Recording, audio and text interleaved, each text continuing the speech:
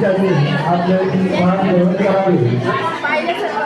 आजच्या 14 रोजगार मार्गदर्शन या कार्यक्रमाला प्रमुख अतिथी म्हणून डॉक्टर पंकज नरुले सर हे उपस्थित झाले आहे। त्याचबरोबर आजच्या कार्यक्रमाचे अध्यक्ष आपल्या महाविद्यालयाच्या प्राचार्या शिल्पा कासेकीवार मॅडम यांनी मंचावर उपस्थित झालेले आहे। मी मंचावरील मान्यवरांना विनंती करतो की त्यांनी सावित्रीबाई फुले यांच्या प्रतिमेला पुष्पार्पण करावे।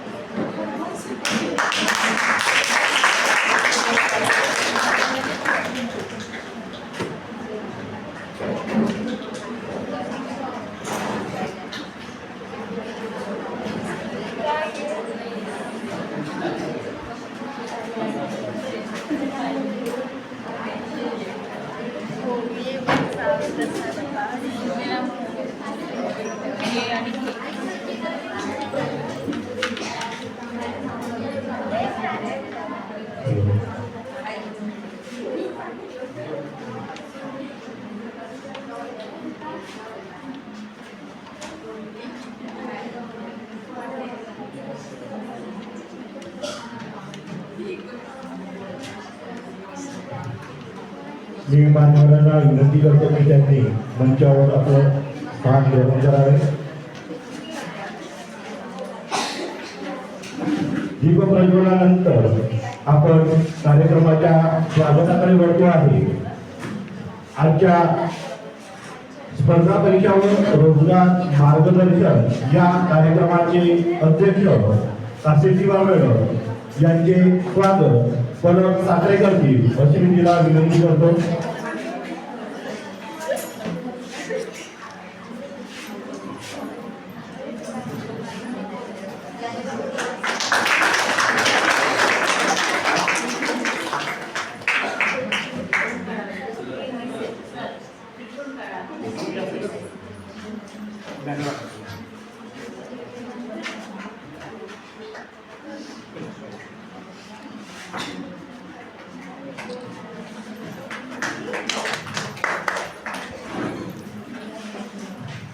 तसेच आजच्या कार्यक्रमाला मार्गदर्शक म्हणून लाभलेले शिवाजी कनिष्ठ महाविद्यालय चामोर्शी चे डॉक्टर पंकज नरुले सर यांचं स्वागत आचल सेंडे करतील अशी मी तिला विनंती करतो।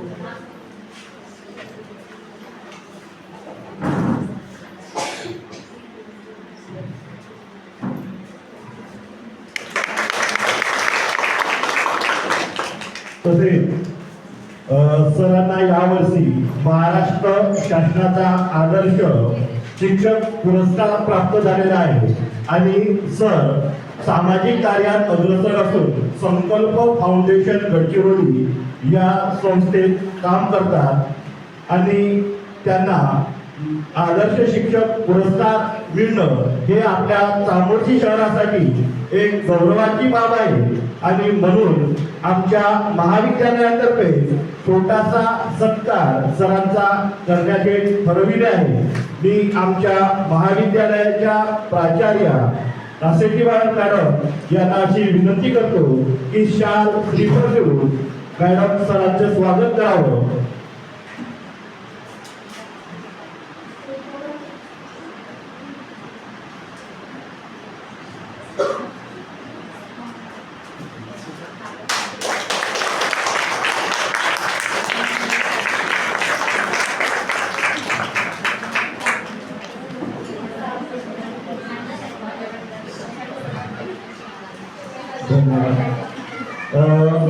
स्वागत समारंभ आणि सत्कार समारंभानंतर आपण आपल्या कार्यक्रमाच्या मुख्य विषयाकडे वळतो आहे। आजच्या कार्यक्रमाचा मुख्य विषय म्हणजे आजच्या युगामध्ये नोकरीसाठी ज्या संधी निर्माण होतात त्यांच्यात जी स्पर्धा आहे किंवा वेगवेगळ्या विभागाकडून ज्या स्पर्धा परीक्षा घेण्यात येतात त्याच्यात रोजगाराच्या संधी कशा निर्माण होतात याविषयी सर मार्गदर्शन करणार आहे। या मार्गदर्शनाला सरांनी सुरुवात करावी अशी मी त्यांना विनंती करतो।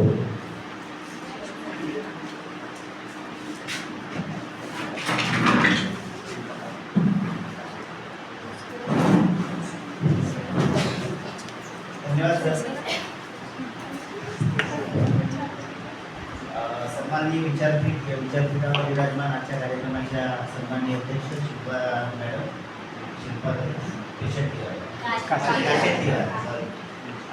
आमचे मित्र सन्माननीय झाडे सर आणि उपस्थित सर्व शिक्षक आणि आपण सगळे विद्यार्थी या ठिकाणी मला आपण बोलवलं, प्रथमतः आपल्या सगळ्यांचा मी या ठिकाणी आभार व्यक्त करतो। एका काळ्या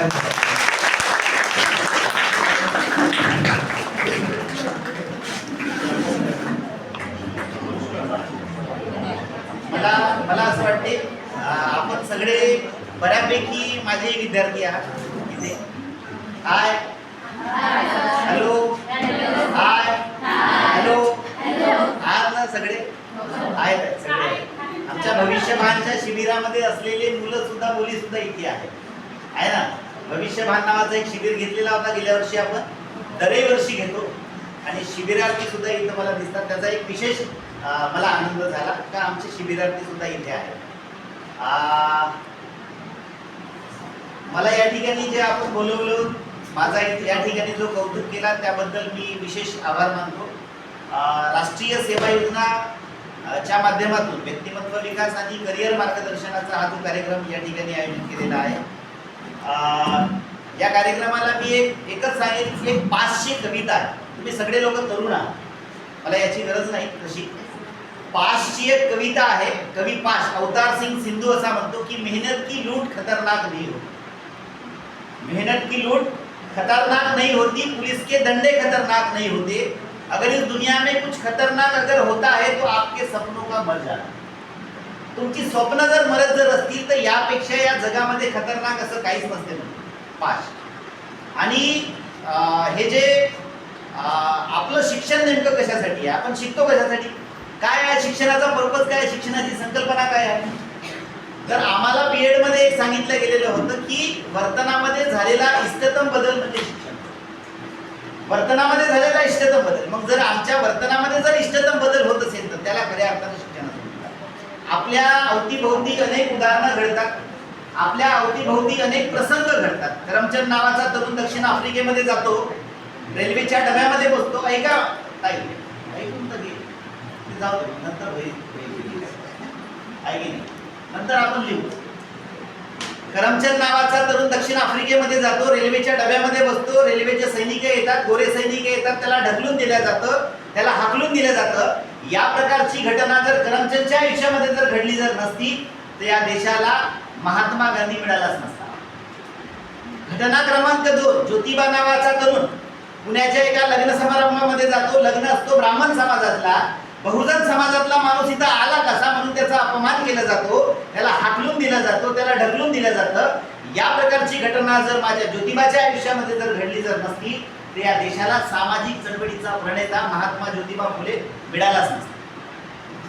घटना क्रमांक 3, भीमराव नावाचा चिमुकला पोरगा वय वर्ष काय दुसऱ्या वर्गात शिकणारा, बाकीच्या विद्यार्थ्यांना बसण्याची वेगळी व्यवस्था होती पण भीमरावाला मात्र कुठेतरी वेगळी व्यवस्था होती। बाकीच्या विद्यार्थ्यांना ग्लासनी पाणी पाजलं जायचं, मात्र भीमरावाला मात्र ओंजळीनी पाणी पाजलं जायचं। या प्रकारची घटना जर माझ्या भीमरावाच्या आयुष्यामध्ये जर घडली जर नसती तर या देशाला राष्ट्र विश्वरत्न बोधिसत्व डॉक्टर बाबासाहेब आंबेडकर मिळाला असता। घटना घडत गेल्या आणि माणसं त्या हिशोबाने घडत गेली। आणि हे सगळे जे माणसं आहेत हे कशासाठी घडली तर राष्ट्र निर्मितीसाठी घडली। शिक्षणाचा उद्देश काय तर राष्ट्राची निर्मिती झाली पाहिजे आणि राष्ट्राच्या निर्मितीसाठी तुमचं काहीतरी कॉन्ट्रीब्युशन असलं पाहिजे, यासाठी ही माणसं भेटली। तुम्हाला अलीकडे आता एक गांधी जयंतीचा कार्यक्रम झाला 2 तारखेला, बरोबर तुमच्याकडे झालाच। सकाळी आम्ही गांधी जयंती साजरी केली आणि संध्याकाळी आम्ही रावणाला मारलं. एकाच दिवशी 2 घटना होत्या. ही घटना याच वर्षी ही घटना आली. म्हणजे एका बाजूला आम्ही अहिंसेचा कार्यक्रम केला सकाळी आणि संध्याकाळी मात्र रावणाचा कार्यक्रम केला, आहे की नाही? आणि एक तरुण पोरांनी एक शेर लिहिला, तुमच्या समोर व्यक्त करतो की मैंने देखा है उस जलते हुए रावण का दुःख. संध्याकाळ झाली आणि तरुण पोराला वाटलं अरे दरवर्षी आपण रावणाला जाळतो. सकाळी आपण अहिंसेचे पुजारी महात्मा गांधींना वंदन केलो आणि संध्याकाळी मात्र रावणाला जाळलो.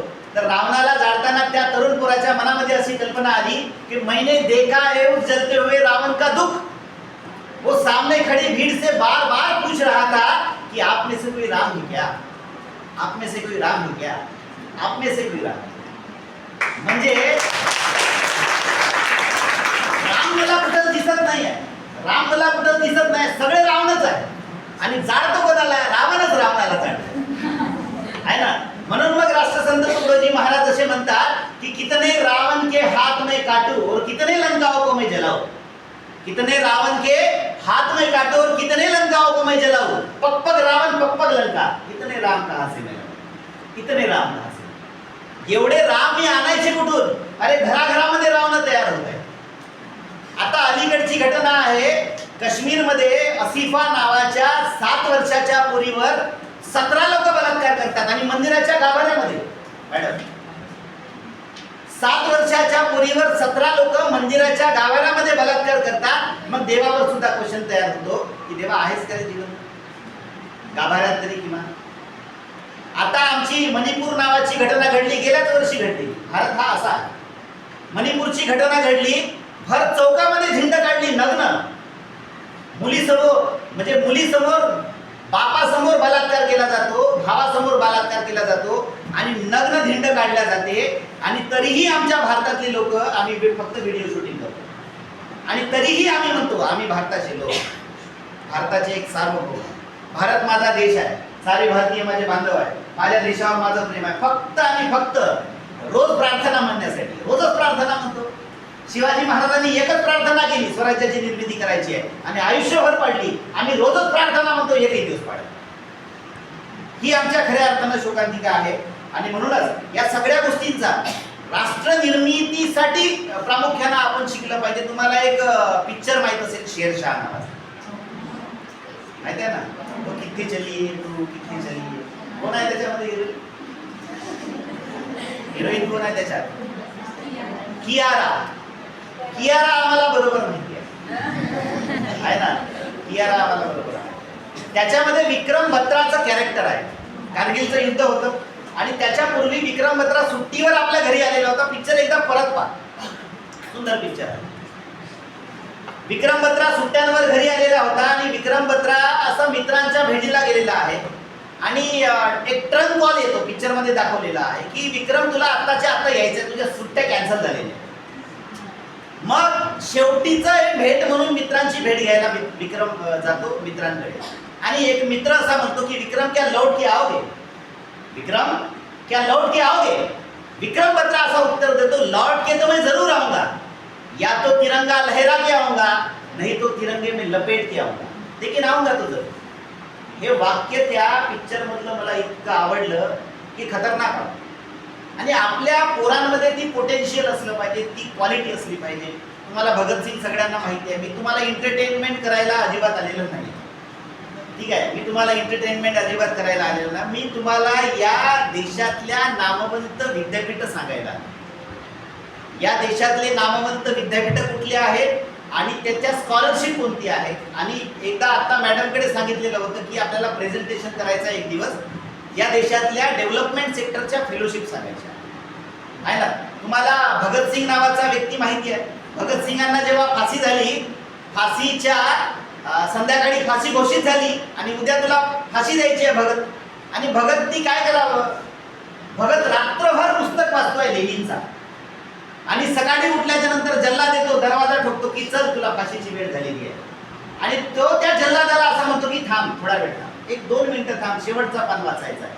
आणि वाचतो काय तर लेनिन. मला असा प्रश्न पडतो की मला फाशी व्हावी, मी खरंच लेनिन वाचला असता का? राष्ट्रपुरुष असे तयार होतात. गाडगे महाराज प्रचंड मोठा उदाहरण आहे. गाडगे महाराज कीर्तन करतायत आणि कीर्तन करता करता एक माणूस कानामध्ये येऊन सांगतो, तुमचा एकुलता एक पोरगा गेला, तुमचा एकुलता एक पोरगा साप चावून मेला. त्यावर गाडगे बाबा थोडासे असे स्थिर होतात आणि म्हणतात, असे गेले कोट्यानं कोटी, रडू काय मी एकाच्या. असे कितीतरी रोजानं जात आहेत. अरे स्वतःच्या पोटचा पोरगा गेला आणि म्हणतो की असे गेले कोट्यानं कोटी आणि रडू काय मी एकाच्यासाठी. तोच बाबा जेव्हा भीमराव आंबेडकर जेव्हा जातात, डॉक्टर बाबासाहेब आंबेडकर जेव्हा जातात आणि जेव्हा आकाशवाणीवर बातमी येते की डॉक्टर बाबासाहेब आंबेडकर गेले, तेव्हा ढसाढसा रडतात, अन्नत्याग करतात आणि 20 दिवसामध्ये नंतर मरतात. ही गोष्ट अतिशय महत्वाची आहे. राष्ट्रपुरुष असे तयार होतात. आणि म्हणून मी तुम्हाला भगतसिंगांचं उदाहरण सांगितलेलं की भगतसिंगांनी प्रामुख्यानं या देशासाठी आहुती दिली. जर मला जर फाशी जर झाली जर असती तर मी काय केलं असतं, किंवा तुम्हाला फाशी झाली असती तर तुम्ही काय केलं असतं, काय केले असते. भगतसिंगांची आई भेटायला जाते आहे आदल्या दिवशी, तर भगतसिंग सांगतो आहे की माँ रोना मत, क्या कहेंगे लोग, एक वीर की माँ रो पड़ी. तरी आई आहे ती जाते भेटायला आणि फाशी झाल्याच्या नंतर ढसा रडते. पत्रकार जाऊन विचारतात आईला की का बरं का आई रडती आहे, तुझा एकुलता आहे भगत मरण पावला म्हणून का, फासावर चढला म्हणून का. आईचं उत्तर अतिशय महत्वाचं आहे. आई अशी म्हणते की मी याच्यासाठी नाही रडत आहे की माझा मुलगा फासावर चढला देशासाठी, मी याच्यासाठी रडत आहे का मी माझ्या कुशीतून एकच भगत तयार करू शकलो. असे जर 10-12 जर भगत जर तयार करू शकलो असतो तर या राष्ट्रासाठी मी अर्पण करून टाकले, याच्यासाठी मी. ही राष्ट्रभक्ती, हा देशप्रेम प्रामुख्याने आम्हाला तयार करायची. एक जपानमध्ये एक घटना घडली, गमतीशीर घटना आहे. जपानमध्ये चोरी झाली, चोर धावत होता, त्याच्या मागे पोलिसही धावायला लागले त्याला पकडायसाठी. चोर धावत आहे, त्याच्या मागे पोलिसही धावत आहे. राष्ट्रगीत लागला जपानचा, चोर जाग्यात थांबला, पोलिसही जाग्यात थांबला. राष्ट्रगीत संपला, चोर धावायला लागला, पोलिसही धावायला. मग मी वास्तवात विचार केला की जर माझ्या देशामध्ये जर असं जर घडलं जर असतं तर, माझ्या देशावर जर असं जर घडलं जर असतं तर काय झालं असतं. चोर थांबला असता का राष्ट्रगीतात झाल्यानंतर? चोर थांबलाय असता तरी पोलीस थांबला असता नाही ना, बरोबर आहे की नाही. तर हे आमच्या अतिशय महत्वाचं आहे. आम्हाला प्रामुख्याने या सगळ्या गोष्टी करत असताना, राष्ट्राची निर्मिती करत असताना आमच्या पोरांना, आमच्या पोरींना या देशामध्ये ज्या विद्यापीठ आहेत, ज्या देशातल्याच नव्हे तर नामवंत जगातल्या विद्यापीठांपर्यंत पोहोचायचे आहे. आम्हाला अभिमान वाटतो. एक वक्तृत्व स्पर्धेचा विषय दिला होता सर एक 15 दिवसाच्या आधी, आणि विषयाचं नाव होतं की गडचिरोली जिल्ह्याच्या विकासामध्ये तरुणांचं योगदान काय. हा विषय होता. कदाचित तुमच्यासाठी तुमच्यापर्यंत पत्र आलं की नाही माहीत नाही. शासनाकडून एक स्पर्धा होती की गडचिरोली जिल्ह्याच्या विकासामध्ये तरुणांचं योगदान काय, किंवा तरुणांचं काय कॉन्ट्रीब्युशन काय असलं पाहिजे, किंवा काय गडचिरोली जिल्ह्याचं योगदान आहे. त्यावर अनेक पोरांनी फक्त जंगलं सांगितली. फक्त गडचिरोली जिल्ह्यामध्ये काय तर जंगल आहे, जंगलाचं कॉन्ट्रीब्युशन आहे, हे आहे ते आहे, अमका आहे टमका आहे. परंतु आमच्या भामरागडच्या जंगलामध्ये किरण कुर्मा नावाची पोरगी भामरागडच्या जंगलामध्ये काडी पिवडी चालवते आणि तिची न्यूज BBC करते. आमच्या कॉलेजमध्ये आलेली ती पोरगी, तिची न्यूज BBC करते आणि या जगातल्या नामवंत टॉप 10च्या लीड्स नावाच्या युनिव्हर्सिटीमध्ये 1 करोडची स्कॉलरशिप घेऊन ती किरण कुर्मा जाऊन शिकते. हे आमचं कॉन्ट्रीब्युशन आहे या देशाबद्दल, आमच्या गडचिरोली जिल्ह्यात. हे अपेक्षित आहे मला तुमच्याकडून. गडचिरोली चामोर्शीतला बोधी नावाचा पोरगा, बोधी रामटेके नावाचा पोरगा, बरोबर आहे, त्याला इरॅस्मस मुंडूस नावाची स्कॉलरशिप भेटते 50 लाखाची. लंडन मध्ये जाऊन शिकतो आणि 16 राष्ट्राच्या पॉलिसीवर अभ्यास करतो. हे अपेक्षित आहे मला तुमच्याकडून. दीपक सटक नावाचा पोरगा मॅडमच्या गावचा चिमनिंगची स्कॉलरशिप घेतो 50 लाखाची लंडन गव्हर्नमेंटची आणि या देशाच्या पॉलिसीवर जाऊन काम करतो. हे मला अपेक्षित आहे तुमच्याकडून. आम्हाला फक्त जंगलच नाही सांगायचं आहे. गडचिरोली जिल्हा म्हणजे जंगल. आमच्यामध्ये क्वालिटी नाही आहे का, आमच्यामध्ये गुणवत्ता नाही आहे का. मी तर गुणवत्तेवर लेख लिहिला आहे ते एक 15 दिवसाच्या आधी देशोन्नतीला, की गुणवत्ता नेमकी मोजायची कोणाची. आमच्या नीटला गेलेल्या, कोट्याला गेलेल्या, लातूरला गेलेल्या, नांदेडला गेलेल्या त्या पोरांची गुणवत्ता मोजायची का आमच्या पोरी सगळं स्वयंपाक करून आमच्या कॉलेजमध्ये येतात आणि तरीही शिकतात आणि चांगल्या पर्सेंटेजनी पास करतात, याची गुणवत्ता मोजायची. परवाच्या दिवशी आमच्या एका मॅडमनी आमच्या एका पोराला युनिफॉर्म नाही लावलं म्हणून हाकलून दिलं. त्या मॅडमला म्हणलं, आणि तो पोरगा असा म्हणतो आहे की बापानं सांगितलं जाता जाता खांडी बांधून जा, आहे ना. आमच्याकडे शेतकऱ्याची पोर आहे, जाता जाता बापू खांडी बांध आणि मग शाळेला जा. तर खांडी बांधलो मॅडम म्हणे, म्हणून कपडे लावून नाही आले. ही गुणवत्ता कोणी मोजायची? ही गुणवत्ता नाही आहे का? आमच्या कोट्याला गेलेल्या पोराकडे किंवा नांदेडला गेलेल्या पोराकडे आहे का ही गुणवत्ता? कोटा किंवा तुम्ही एखाद्या कॉन्व्हेंटमध्ये शिकणाऱ्या पोरांना फक्त भाजीपाला घेऊन आण म्हणा, गुरुवारच्या बाजारामध्ये चिठ्ठी लिहून नेल्याशिवाय भाजीपाला घेता येत नाही. ही गुणवत्ता मोजायची का? आणि आमच्या पोरांमध्ये असलेली जी गुणवत्ता कोण मोजल?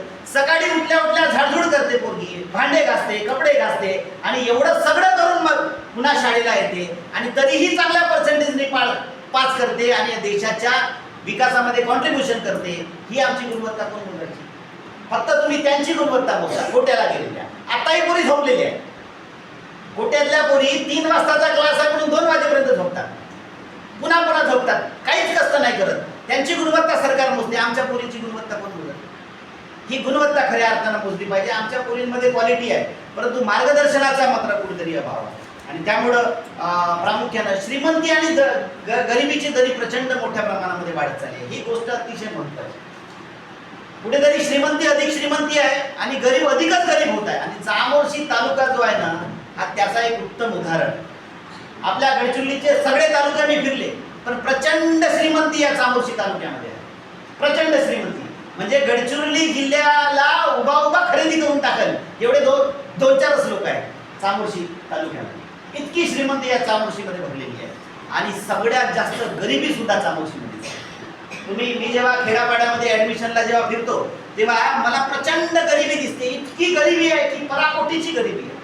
आणि ही जर गरिबी जर तुम्हाला जर दूर जर करायची जर असेल तर एकमेव चांगला मार्ग आहे तो म्हणजे शिक्षण. मी आवडगावचा आहे, जे ब्रह्मपुरी तालुक्यामध्ये तुम्हाला व्याड माहीत असेल तर व्याडच्या अंगणवाडीच्या रस्त्यामध्ये व्याड आमचं आवडगाव नावाचं गाव आहे. मोठं गाव आहे, नदीच्या तीराशी गाव आहे.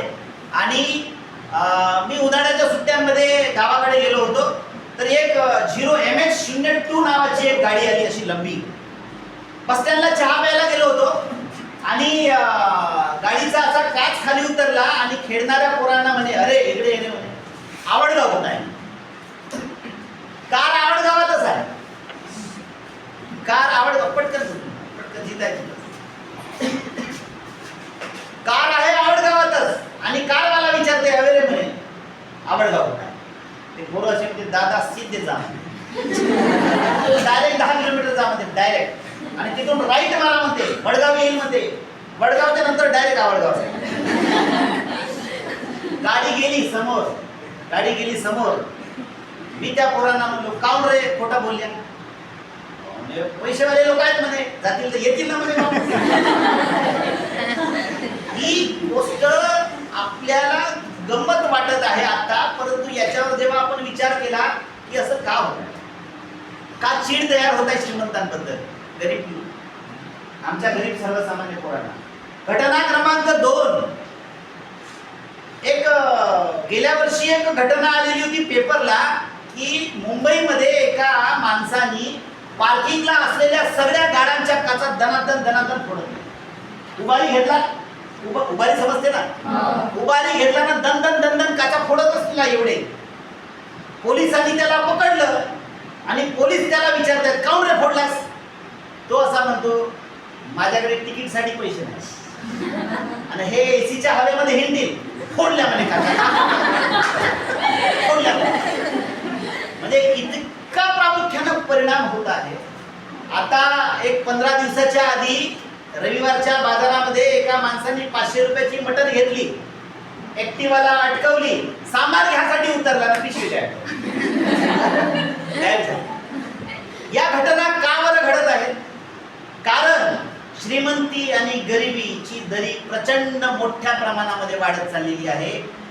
गरीब अधिकच गरीब होत चाललेले आहेत, श्रीमंत अधिकच श्रीमंत होत चाललेले आहेत. आणि म्हणूनच आपल्याला प्रामुख्यानं श्रीमंत होण्यासाठी आता शिकलं पाहिजे. किमान चांगलं माणूस तर बनतो आहोत आपण, चांगले, ज्याच्यात काही दुमत नाही. आमचा बाप चांगला आहे, आम्ही चांगलं, आमचं सगळंच चांगलं आहे. आम्हाला आता गरज आहे ते म्हणजे आर्थिकदृष्ट्या सक्षम होण्याची. आणि तुम्ही महिला आहात. जोपर्यंत मुलींनी पैसे कमवणार नाही तोपर्यंत तुमची इज्जत नाही. आमच्या मायला इज्जत देते का आमचा बाप? काऊन? कारण की माझ्याकडे शिक्षण नाही आहे की नाही. आणि म्हणूनच आमच्या गरिबीची कारण काय आहे? मी पोरांना एकच प्रश्न विचारतो 11व्या वर्गामध्ये येणाऱ्या, आम्ही गरीब आहोत, आम्ही गरीब काऊन आहोत? लक्षात घ्या, प्रत्येक गोष्टीला कारणं असतात. या जगामध्ये विनाकारण कुठलीच घटना घडत नाही. तुमचा जन्म तुमच्याच घरी झाला, काऊन झाला? वर जर ऑप्शन फार्म जर असते, फार्म भरून जर आम्हाला जर याद जर असला तर कोणाच्या घरी टाकल्या असत्या? टाकणं एखाद्या घरात पवारच्या घरी आहे की नाही. म्हणजे संस्थापक होऊन आपण टाकणं एखाद्या वडेट्टीवारच्या घरी. फॉर्म भरताना आपण टाकलो असतो का माझा गाव? मी टाकलो असतो का माझ्या बाबाचं नाव आहे प्रभाकर नरुले? मी टाकलो असतो का ऑप्शन फॉर्म मध्ये प्रभाकर नरुलेच्या घरी टाकणं? कोण गरीबाच्या घरी जाईल? श्रीमंताच्या घरी टाक ना. पण तशी सोय नव्हती. गरीब घरी तुमचा जन्म झाला याच्यामध्ये तुमचा दोष नाही आहे. पण आयुष्यभर गरीब म्हणून जर मरत जर असाल तर तुम्ही मात्र दोषी आहे, तुम्ही गुन्हेगार आहात. आणि म्हणूनच आम्हाला श्रीमंत होण्यासाठी जगणं आहे आणि श्रीमंत होण्यासाठी शिकणं आहे. संस्कार तर आहेतच आमच्यावर. आणि म्हणूनच श्रीमंत जर व्हायचं जर असेल तर प्रामुख्याने उच्च शिक्षणाची वाट पकडणे जास्त गरजेचं आहे. मग या देशातल्या चांगले विद्यापीठं कोणते? तुम्हाला सेक्टर माहीत असतील. 3 सेक्टर आहेत. 3 सेक्टर आहेत. मुलींनी शिकलं पाहिजे, मुलींनी शिकलं पाहिजे. एकदाचे पोरं नाही शिकली तरी चालते, पण पोरींनी शिकलं पाहिजे. आणि मला कौतुक या गोष्टीचा वाटते की तुम्ही ज्या प्रकारचा कॉलेज चालवता हा मुलींसाठी आहे. आणि या देशाला सक्षमरित्या जर ताकदवान जर बनवणारा जर कोणी असेल जर भविष्यामध्ये तर त्या मुली आहेत. मी एक कलेक्टरला एक प्रपोजल सादर केला मॅडम, महिलांचं सक्षमीकरण, आर्थिक सक्षमीकरणाचं एक कलेक्टरला प्रपोजल टाकलेलं होतं. कलेक्टरला एवढं सांगितलं की नेहमी महिलांकडे शिलाई मशीन. महिलांचं सक्षमीकरण म्हणजे काय? तर महिलांना शिलाई मशीन, महिलांना पापड, महिलांना लोणचं, बरोबर आहे. एवढ्यापुरतीच महिला राहिलेल्या आहेत का? पण एखाद्या महाविद्यालयाची प्राचार्य बनण्याचं स्वप्न आमची महिला का नाही पाहत? आहेत ना मॅडम, आहे ना. या पोझिशनमध्ये आम्ही गेलो पाहिजे. या देशातल्या नामवंत विद्यापीठांमध्ये काऊन जाऊन शिकलं पाहिजे? कारण आमच्या पोरींनी पॉलिसी तयार केली पाहिजे. पॉलिसीमध्ये आमचे पोरं असले पाहिजे. आमच्या शेतकऱ्यांच्या पॉलिसी तयार कोण करतो? तर एसीच्या हवेमध्ये बसून बिस्लरीचा पाणी पिऊन आमच्या पॉलिसी ठरवल्या जातात. मग आमचे पॉलिसी करणारे लोकांचे, आमच्या मंत्र्यांचे स्टेटमेंट असतात की लाल मिरच्याच्या जागी हिरव्या मिरच्यांचे झाडं लावा, उत्पादन अधिक होते. त्याच्या बापानं पाहिलं का? लाल मिरच्याचं झाड वेगळं आणि हिरव्या मिरच्याचं झाड आहे ना. टोरीच्या झाडापेक्षा मोहाचे झाडं लावा. त्याच्या बापानं पाहिलं का? टोर झाडं वेगळ्या झाडाला लागते ना, मोहाचे फुलं वेगळ्या झाडाला. टोरीच्या झाडाला फुलं लागतात मोहाची, बरोबर आहे. हे का बरं होत आहे? कारण यांनी कधी शेत पाहिलंच नाही, यांनी कधी गावामध्ये येऊन पाहिलेच नाही. हे अप्पर लेवलच्या विद्यापीठांमध्ये शिकले आणि देशाच्या पॉलिसीमध्ये बसले आहेत. बिस्लरीचा पाणी पिऊन आणि एसीच्या हवेमध्ये बसून देशाची पॉलिसी ठरवली जात नाही, एग्रीकल्चरची पॉलिसी. तर मग ह्या पॉलिसी तयार करण्यासाठी तुम्हाला सज्ज व्हावं आणि मग आम्हाला या देशातल्या नामवंत विद्यापीठांपर्यंत पोहोचण्याची गरज आहे.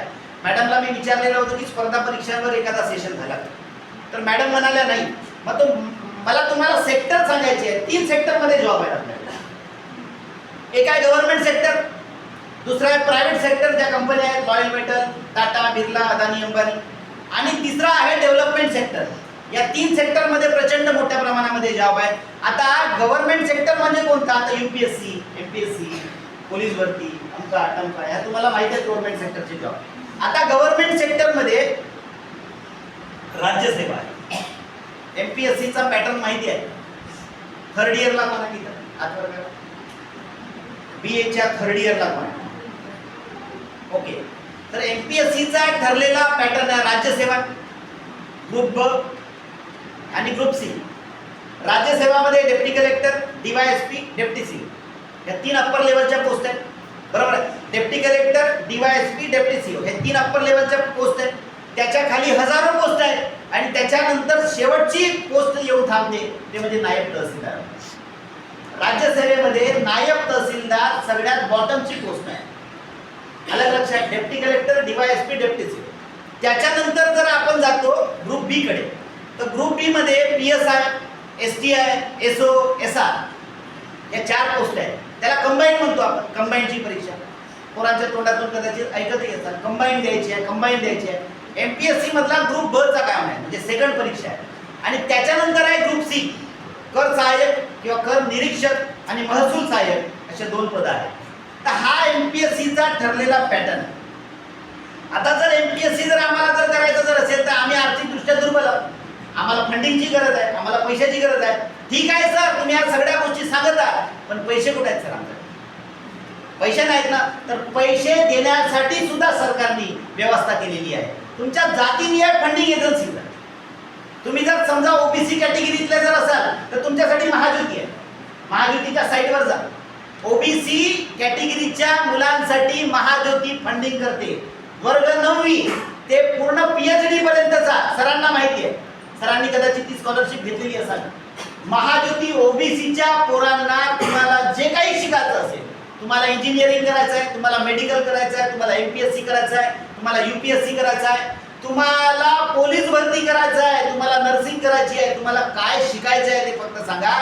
तुम्हाला महाज्योती फंडिंग करते ओबीसीच्या पोरांना. तुम्ही जर SC कॅटेगरीची जर असाल तर बार्टी नावाची संस्था आहे गव्हर्नमेंटची. बार्टी नावाची संस्था सेम पोझिशनवर जे महाज्योती करते सेम बार्टी करते.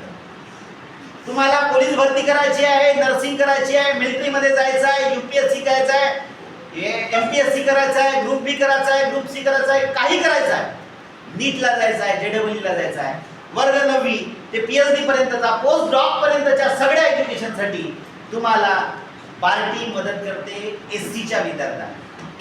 तुम्ही जर STचे विद्यार्थी जर असाल तर TRT आहे. TRTच्या अनेक योजना आहेत, सेम धर्तीवर या सगळ्या संस्था तयार झालेल्या आहेत.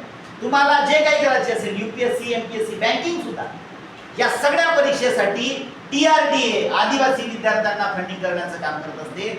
आणि जर तुम्ही फक्त कुणबी आणि मराठा जर असाल, कुणबी समाजासाठी आणि मराठा समाजासाठी एक स्पेशल स्कॉलरशिप दिलेली आहे, त्याचं नाव आहे सारथी. सारथीची स्कॉलरशिप भेटते तुम्हाला.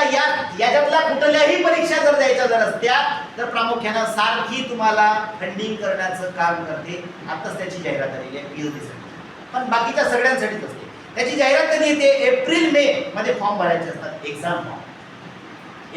एप्रिल-मे. ज्याची डिग्रीच्या लास्ट इयरला जर असेल तर MPSC साठी तुम्ही फॉर्म भरू शकता, entrance exam.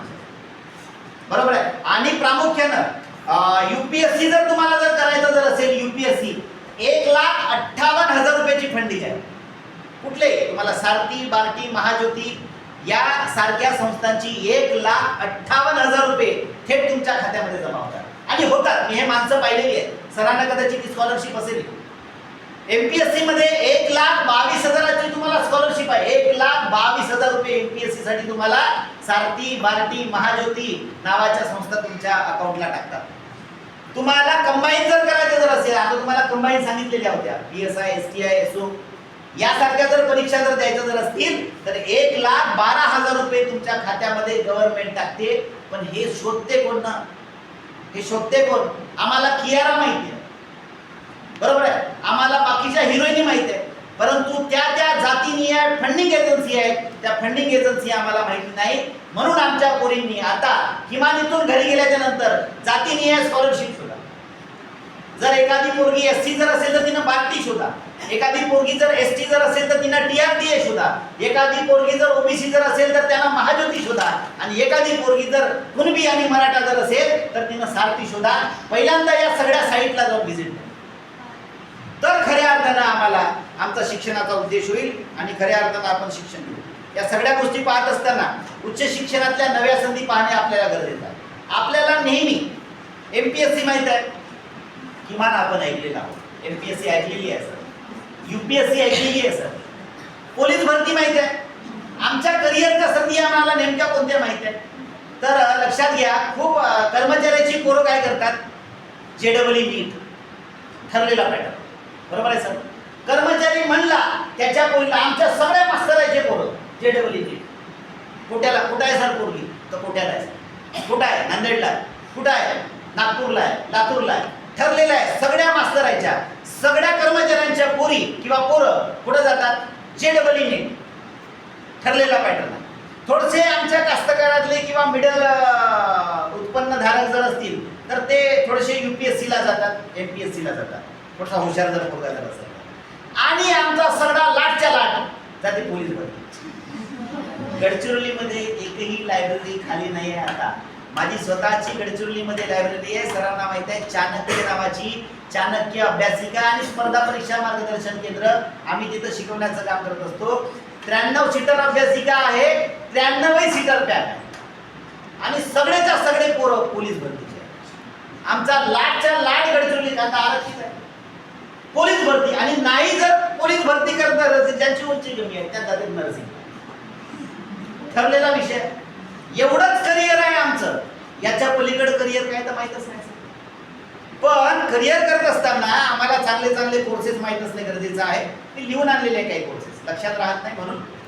MA public policy नावाचा एक चांगला कोर्स आहे सर. पब्लिक पॉलिसीमध्ये आम्ही गेलो पाहिजे. या देशातल्या ज्या काही पॉलिसी असतील, एज्युकेशन पॉलिसी असेल, एग्रीकल्चर पॉलिसी असेल किंवा ज्या काही पॉलिसी असतील त्या पॉलिसीचा अभ्यास करणे आपल्या पोरांना गरजेचं आहे. म्हणून पॉलिसीचा अभ्यास करण्यासाठी आमचे पोरं गेले. डेव्हलपमेंट स्टडी आणि डेव्हलपमेंट मॅनेजमेंटचा एक कोर्स आहे. IIT सगळ्या आपल्या भारतामध्ये ज्या काही IITs असतील त्या सगळ्या IITs मध्ये डेव्हलपमेंट स्टडी आणि डेव्हलपमेंट मॅनेजमेंट नावाचा कोर्स आहे. अतिशय चांगला कोर्स आहे. पुढे मी सांगेन का प्रकार आहे. त्याच्यानंतर master of education and technology नावाचा एक चांगला कोर्स आहे. तो अजीम प्रेमजी भोपाल आणि बेंगलोर कॅम्पसला. पॉप्युलेशन स्टडी मुंबई, पॉप्युलेशन साठी सुद्धा या भारत सरकारने अतिशय चांगली विद्यापीठ तयार केलेलं आहे. त्याचं नाव आहे IIPS, Indian institute of population study नावाची विद्यापीठच आहे मुंबईमध्ये. त्यानंतर MA in gender study IIT हैदराबादला कोर्स आहे चांगला. हे मी का सांगत आहे मग नंतर मी तुम्हाला पटेल. MA in culture and history IIT गांधीनगरला कोर्स आहे. लिबरल आर्ट नावाचा कोर्स आहे. हे सगळे कोर्सेस जे आहेत मी तुम्हाला आर्ट फॅकल्टीसाठी सांगत आहे.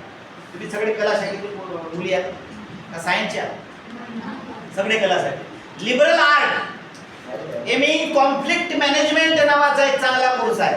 Rural management, MA in rural management चांगला कोर्स आहे. Human rights, MA in human rights.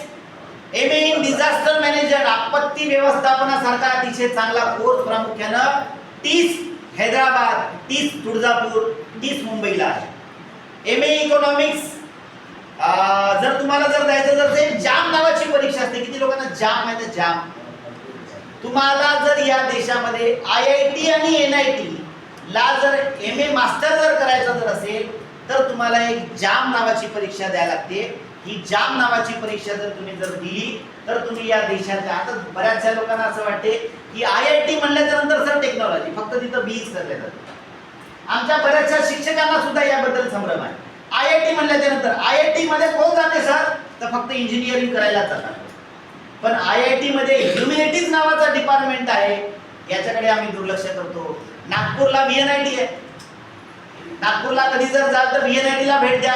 एकमेव महाराष्ट्रामध्ये NIT आहे, त्यामध्ये नागपूरला. या देशामध्ये ज्या ज्या IITs आहेत त्या सगळ्या IITs मध्ये ह्युमॅनिटीज म्हणजे आर्ट, तुम्ही काय शिकता? ह्युमॅनिटीज शिकता म्हणजे आर्ट शिकता. त्याच्यासाठी स्पेशल डिपार्टमेंट आहे. आणि म्हणूनच त्याच्यानंतर इंटिग्रेटेड BBA आहे, बिझनेस लॉ आहे. आता नवीन एक कोर्स तयार झालेला आहे प्रत्येक IIT ला आणि कला शाखेचे पोरं तिथं जाऊ शकतात. UX डिझाईन नावाचा आणि प्रचंड मोठी जगभरामध्ये त्याला डिमांड आहे. या कोर्सेसला आपण जाऊ शकतो. भरपूर सारे कोर्सेस आहेत. त्या कोर्सेस मी PPT जेव्हा घेऊन येईल आमचा एखादा मुलगा तेव्हा तो प्रेझेंटेशन करेलच. या देशामध्ये जे चांगले चांगले विद्यापीठ आहेत, अशोका नावाचं एक विद्यापीठ आहे दिल्ली. त्याचे एंट्रन्स एक्झामचे फॉर्म निघतील सर, मी तुम्हाला त्याची लिंक टाकेन. अशोका नावाच्या विद्यापीठाची स्थापना या भारतामध्ये IAS आणि IPS लोकांना ट्रेनिंग देण्यासाठी झालेली होती कॅम्पसची. पण नंतर मग तो बारगडला आणि त्या जागी नवीन विद्यापीठ सुरू झालं. त्याचं नाव आहे अशोका विद्यापीठ आणि तो आहे दिल्लीला. अशोका विद्यापीठामध्ये जर तुम्हाला शिकण्याची संधी जर भेटली तर आमच्या पोरांनी निश्चितपणे मास्टरला जावं. त्याचे एंट्रन्स एक्झाम असतात. त्याच्यानंतर ISDM नावाचं एक विद्यापीठ आहे, छोटंसं विद्यापीठ आहे. मी तिथं विद्यापीठामध्ये गेलेला आहे.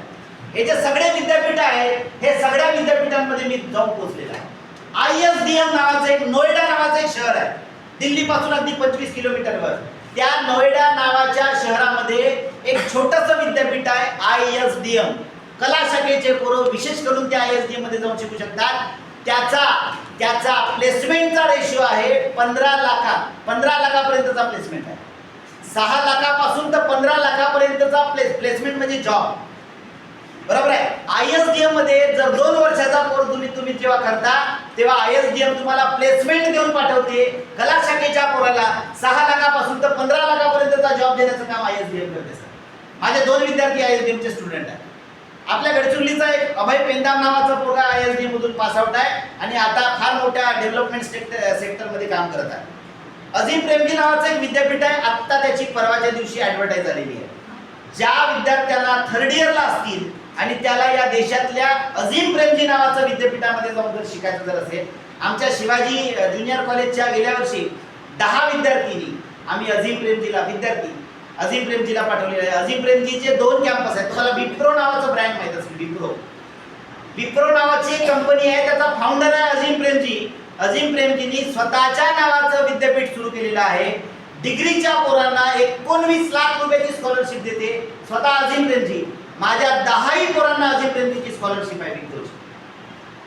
मास्टरला असलेल्या पोरांना प्रत्येक विद्यार्थ्यांना 2 वर्षासाठी 22 लाख रुपये खर्च करतात. कला शाखेच्या पोरांना सुद्धा फक्त त्याची एक एंट्रन्स एक्झाम द्यायची आहे. त्याचे फॉर्म आता निघालेले आहेत. आमच्या 3rd इयरच्या विद्यार्थ्यांनी मास्टरला जर जायचं जर असेल, तुमच्या आवडीचे विषय, इतिहासामध्ये आवड असेल तर इतिहास, इकॉनॉमिक्समध्ये आवड असेल तर इकॉनॉमिक्स, यासारख्या कोर्सेसला तुम्ही जाऊन शिकू शकता.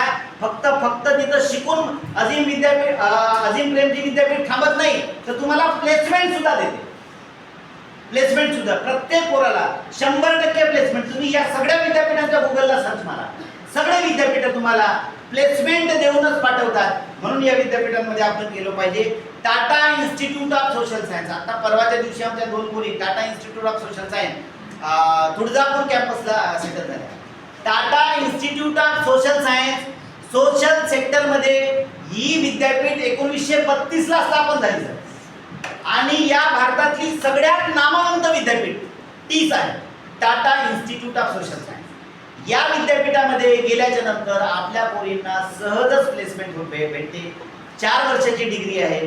4 वर्षाच्या नंतर सरळ प्लेसमेंट करून पाठवते. English and foreign language university Hyderabad, ज्याला या देशातल्या बाकीच्या भाषा शिकायचं जर इंग्लिश आणि ज्या फॉरेन लँग्वेज असतील, सगळ्या फॉरेन लँग्वेज आणि इंग्लिशसाठी स्पेशल विद्यापीठ आहे, ती म्हणजे English and foreign language university. JNU आहे, जवाहरलाल नेहरू युनिव्हर्सिटी. 1750 एकरामध्ये JNU बसलेला आहे. एक मोठा कॅम्पस आहे JNUचा आणि JNU मध्ये डिग्रीला सगळे तुम्ही परकीय भाषा शिकू शकता आणि जर मास्टरला जर जायचं जर असेल तर सगळे कोर्सेस त्या ठिकाणी अवेलेबल आहे. JNUच्या हॉस्टेलची फीज, मी गेल्या वर्षी JNUला गेलो होतो सर, थंडीचे दिवस होते आणि त्या ठिकाणी मुक्काम केलं. JNUच्या हॉस्टेलची फी फक्त 20 रुपयाची आहे सर, महिन्याला फक्त 20 रुपये. डिपॉझिट म्हणून 6000 रुपये भरले जातात आणि त्या 6000 मधून 20 रुपये दर महिन्याला कापले जातात. हॉस्टेलची फीज आहे आणि त्यांना कमवा आणि शिका, तिथंच कमवा आणि तिथं शिका. आणि त्याच्यामुळं सहज आमच्या पोरांना JNU मध्ये फक्त त्याची एक एंट्रन्स एक्झाम आहे, तिचं नाव आहे CUET, common university entrance taste.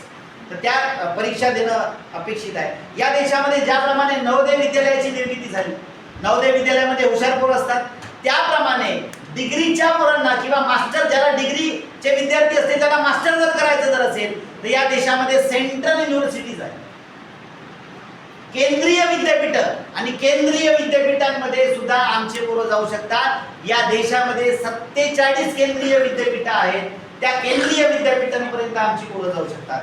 याच्यासाठी सुद्धा एकच एंट्रन्स एक्झाम असते, तिचं नाव आहे CUET, common university entrance test. जर तुम्हाला डिग्रीचे पोरं जर असाल, डिग्रीचे विद्यार्थी जर असाल तर मास्टरसाठी तुम्ही CUET देऊ शकता. त्याची डेडलाईन मी तुम्हाला सांगेन. या ठिकाणी या भारतातली नंबर 3 ची युनिव्हर्सिटी आहे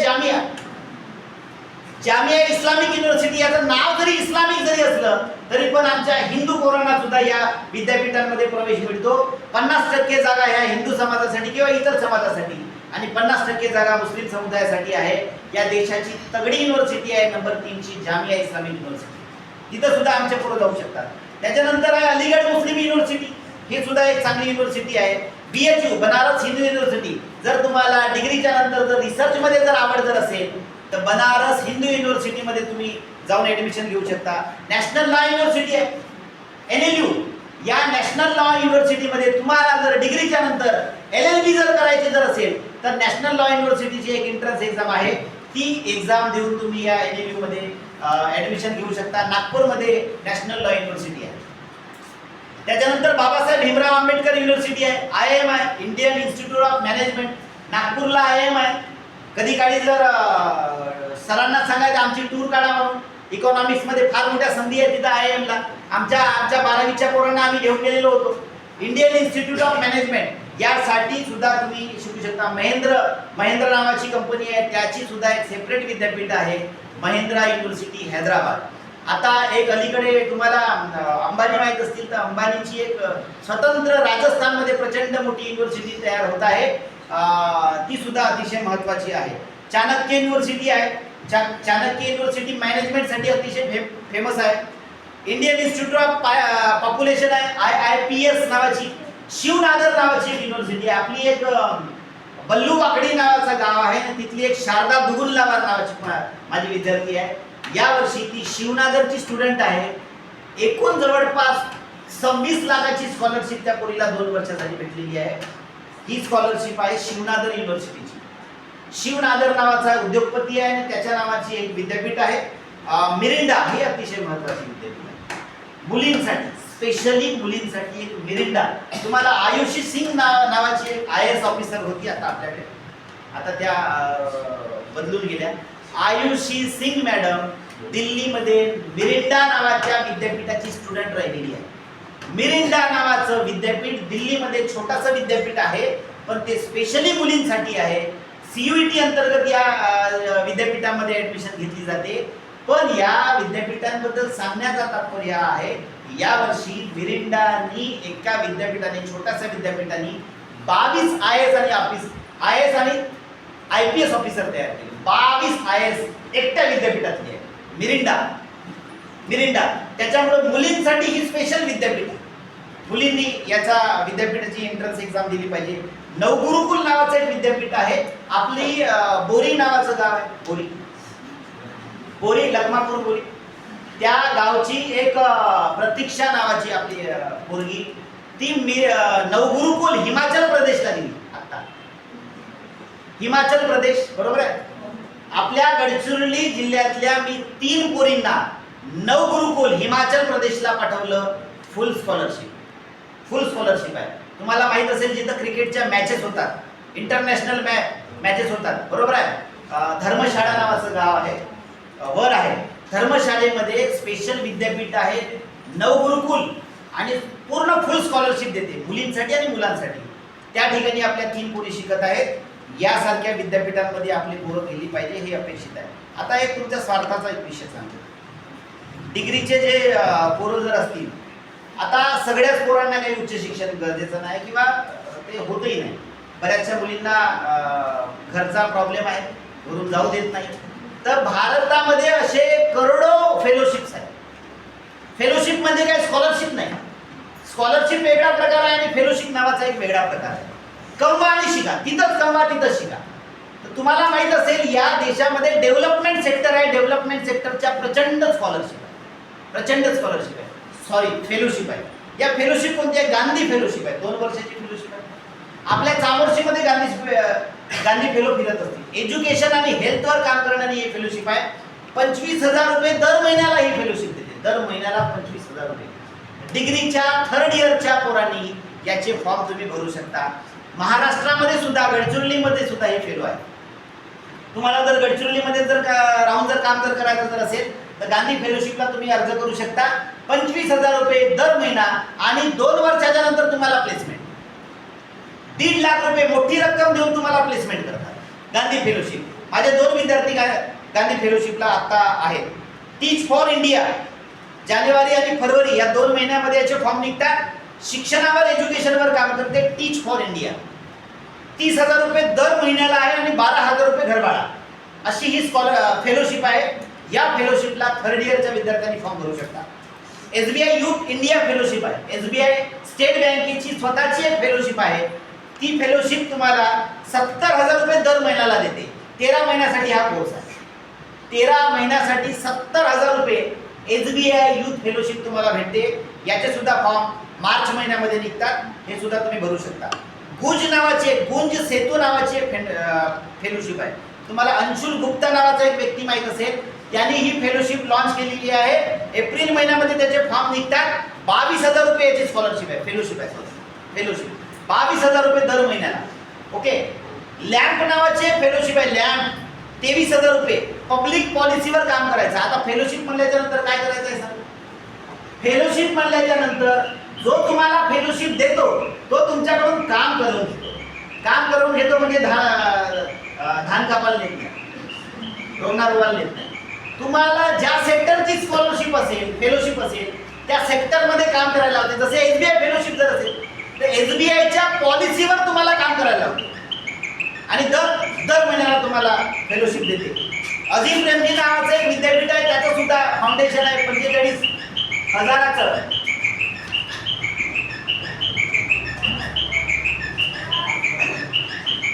45,000ची ही फेलोशिप आहे. जागृती यात्रा फेलोशिप आहे. ज्यांचं पॉलिटिकल आहे, राज्यशास्त्र आहे, त्यांच्यासाठी एक व्यक्ती तुम्हाला माहित असेल, प्रशांत किशोर.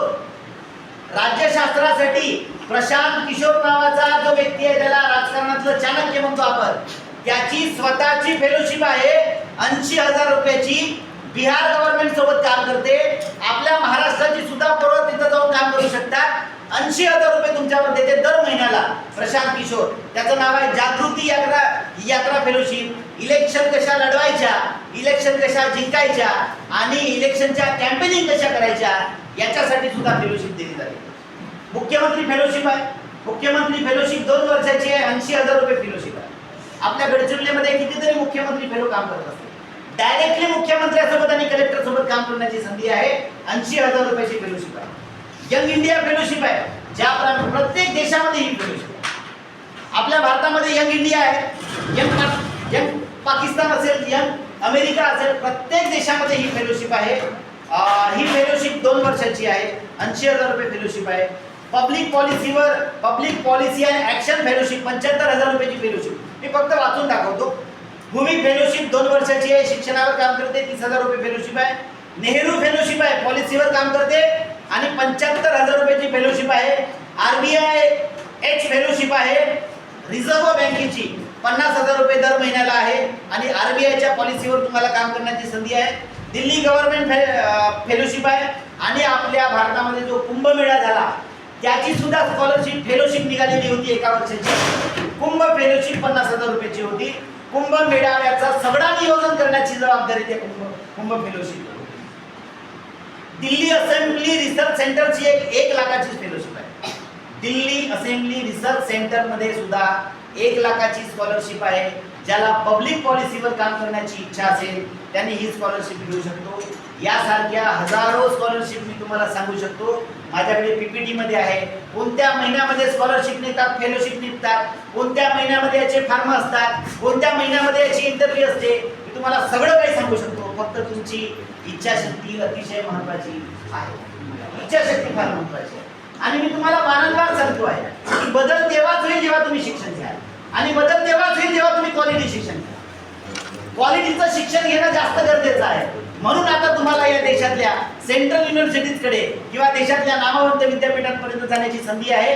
इथं आपल्या गरीबातली गरीब पोरं गेली पाहिजे. माझा उद्देश काय आहे? माझा उद्देश एकच आहे. मी एक संकल्प नावाचं एक फाउंडेशन सुरू केलेलं आहे. सरांनी सांगितलं. संकल्प फाउंडेशनची स्थापनाच आम्ही यासाठी केलेली आहे की फर्स्ट जनरेशन लर्नर. मॅडम, आम्ही फक्त एकच विचार केला, एकच अजेंडा आहे, फर्स्ट जनरेशन लर्नर. ग्रासरूटचं लिडरशिप डेव्हलपमेंट करायची आहे. जर आम्हाला ग्रासरूटची जर लिडरशिप जर डेव्हलप जर करायची जर असेल तर आम्ही पकडतो फक्त फर्स्ट जनरेशन लर्नर.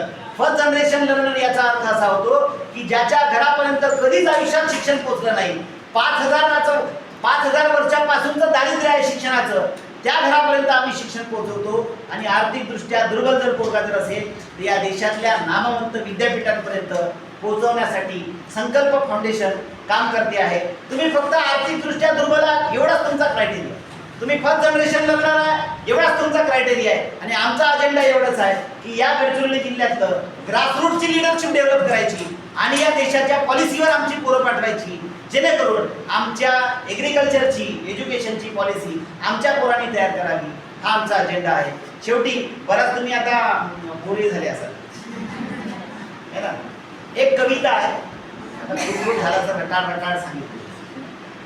ते एक कविता आहे, तुम्हाला 7व्या वर्गामध्ये एक कविता आहे, कारण ही तुमच्या वेळेस होती का माहिती नाही. गुरु ठाकूरांची एक कविता आहे. असे जगावे, ऐकली का कविता?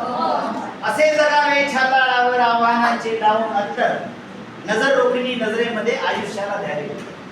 बरोबर आहे ना, ऐकलंय ना. त्याच्यातला शेवटचा कडवा अतिशय महत्वाचा आहे, मला आवडणारा कविता.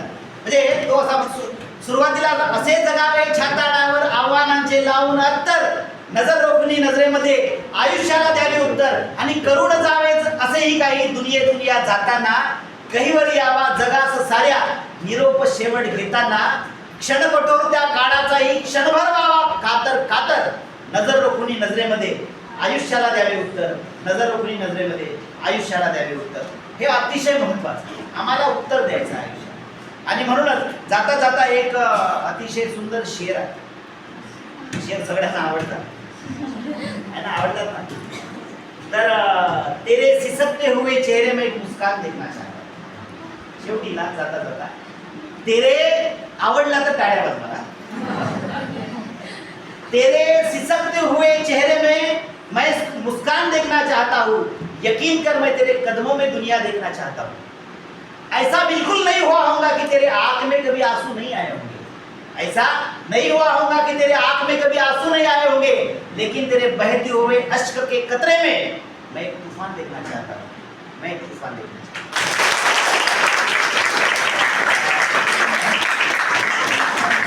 या ठिकाणी महाविद्यालयाने बोलवलं, माझा मान सन्मान केला, मला शाल श्रीफळ दिली, याबद्दल मी महाविद्यालयाचे फार फार आभार मानतो.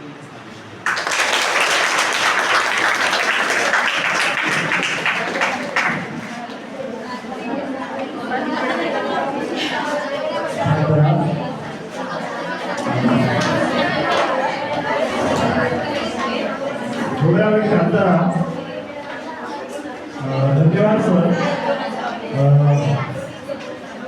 डॉक्टर पंकज नरुले सरांनी आपल्याला रोजगार आणि शिक्षणाची संधी आणि त्यांचं जे संकल्प फाउंडेशन आहे, या संकल्प फाउंडेशन तर्फे आपल्या गडचिरोली जिल्ह्यातील जे ग्रामीण युवक युवती आहे किंवा ग्रामीण विद्यार्थी आहे, यांना उच्च शिक्षणासाठी चांगल्या विद्यापीठामध्ये पाठवण्याचं कार्य त्यांच्या संकल्प फाउंडेशन तर्फे करत आहे, राबवत आहे. हे आपल्या गडचिरोली जिल्ह्यासाठी आणि चाकूरसाठी अभिमानाची गोष्ट आहे. तुमच्या गावातील काही विद्यार्थिनी या संकल्प बहुउद्देशीय फाउंडेशन तर्फे वेगवेगळ्या विद्यापीठामध्ये शिक्षण घेत आहे, फेलोशिप घेत आहे, स्कॉलरशिप घेत आहे. अशा या सरांच्या कार्याला आपण शुभेच्छा देऊ. आणि यानंतर आपण कार्यक्रमाच्या शेवटच्या टप्प्याकडे वळतो आहे, आणि शेवटचा टप्पा म्हणजे आभार प्रदर्शन. मी या कार्यक्रमाचं आभार प्रदर्शन करण्यासाठी झाडे सरांना आमंत्रित करत आहोत. झाडे सर. धन्यवाद सर. शरदचंद्र पवार महिला महाविद्यालय चामोर्शी यांच्या राष्ट्रीय सेवा योजना, विद्यार्थी विकास विभाग व सामाजिक शास्त्र विभाग यांच्या विद्यमाने आज आपल्या इथं स्पर्धा परीक्षा व रोजगार मार्गदर्शनाचा कार्यक्रम आयोजित केलेला होता. मार्गदर्शन करून डॉक्टर पंकज नरुले सर, शिवाजी महाविद्यालय चामोर्शी यांनी या कार्यक्रमाला उपस्थिती दर्शवली आणि खूप चांगल्या प्रकारचं जो मार्गदर्शन दिलं, जो आपल्या सर्व विद्यार्थ्यांमध्ये एक रटाळवाणा जीवन दिसत होता, त्या रटाळवाण्याला एक उद्बोधक आणि एक ऊर्जावान करण्यासाठी आपण हा कार्यक्रम ऑर्गनाईज केलेला होता. आणि या ऑर्गनाईजसाठी सर आम्हाला मार्गदर्शन केले आणि तुम्ही एक प्रोत्साहित झाला. सांगायची गोष्ट ही की आम्ही हे जे बसलेलो आहोत किंवा इथं आलेलो आहोत, हे कोणत्याही वेगळ्या स्तरावरून नाही, तर तुमची जी बॅकग्राऊंड आहे, तुमचा जो आर्थिक परिसर आहे, त्याच परिसरामध्ये आपण आहोत. तुमच्यासारखंच दारिद्र्य, तुमच्यासारखीच परिस्थिती, तुम्ही जे काम करतात तेच, पण कुठं ना कुठं ज्या गव्हर्नमेंटने योजना राबवलेल्या आहेत ज्या वेगवेगळ्या प्रकारच्या फेलोशिप राबवलेल्या आहेत त्या फेलोशिपचा टच आम्ही घेतलं आणि त्या टचला सहाय्य करून किंवा टचला हातात हात धरून आम्ही पूर्ण उच्च शिक्षण घेतलं आणि त्यामुळे आपला पुन्हा कुठं स्वतःच्या पायावर उभवण्याचं आम्हाला सामर्थ्य प्राप्त झालं. तो सामर्थ्य तुम्हाला सुद्धा प्राप्त व्हावं आणि तुम्हाला सुद्धा अशा प्रकारचं मार्गदर्शन लावून तुम्ही एकेका जे आमच्यापासून मिस झालेलं आहे ते मिस तुम्हाला होता यावं नाही. जे मी सुद्धा IIPS मुंबईच्या याची एक्झाम दिलं होतं, त्यानंतर गेटची सुद्धा एक्झाम दिलेली होतं, पण याच्या मागे एक बॅकलॉग अशा प्रकारचा होता की आम्हाला गाईडन्स नव्हतं, मार्गदर्शन नव्हतं. आज तुमच्यापर्यंत जे मार्गदर्शन आम्हाला जे नाही मिळालं ते तुम्हाला मिळावं आणि आम्हाला जिथपर्यंत पोहोचता आलं तिथपर्यंत तुम्हाला पोहोचवण्यासाठी आम्हाला प्रयत्न करायचा आहे आणि हे प्रयत्न हे आजच्या दिवसापासून आम्ही सुरुवात करत आहोत आणि त्यासाठी म्हणजे पुढे पुढे प्रत्येक वेळेस आम्हाला मार्गदर्शन करतील डॉक्टर नरुडे सर आणि तुम्ही सुद्धा वरच्या झेपापर्यंत जावं अशी आम्ही अपेक्षा करतोय. त्यामुळे सरांनी इथे मार्गदर्शन केलं त्यामुळे खूप खूप धन्यवाद. तसेच या कार्यक्रमाचे अध्यक्ष माननीय प्राचार्य मॅडम यांनी सुद्धा या कार्यक्रमाचे अध्यक्षस्थान भूषवले आणि या कार्यक्रमाला उपस्थिती दर्शवली त्याबद्दल त्यांचे सुद्धा खूप खूप आभार मानतोय.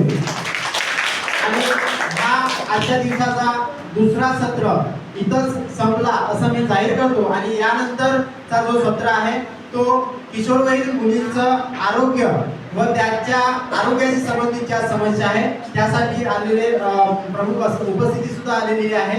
तर काही 5 मिनिटासाठी तुम्हाला विश्रांती आहे, त्यानंतर तुम्ही फ्रेश व्हा आणि लगेचच या हॉलमध्ये येऊ बसा अशी मी अपेक्षा करतो. धन्यवाद.